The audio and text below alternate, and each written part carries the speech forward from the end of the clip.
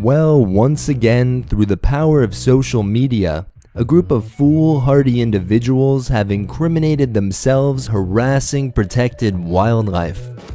It all starts off on the Santa Maria River in southwestern Brazil, where these fishermen decide it would be a good idea to poke an enormous snake concealed in the overhang with their wooden oar. They continue to prod it for a couple of minutes, and as expected, the distressed reptile swims out in an attempt to escape the abuse.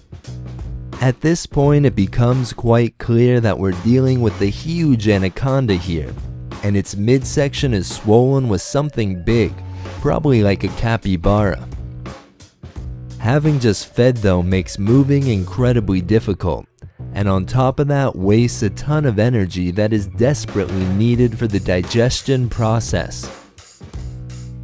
Should this anaconda feel threatened enough, it may even decide to regurgitate its meal, and that could prove disastrous for its well-being. But this doesn't really seem to be taken into consideration, as the man in the hat ups the ante here by gripping the snake by the tail and towing it back into the middle of the river.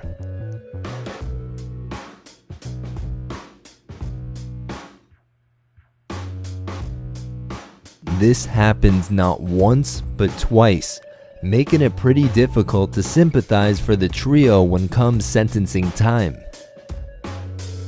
Now thankfully the anaconda was left alone after the second pull, and hopefully remains mostly unaffected from the ordeal, but that doesn't quite excuse the behavior of these people.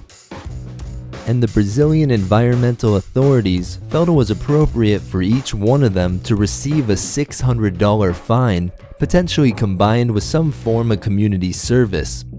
Goes to show they aren't playing around, and I applaud them for this. But I want to know where you stand.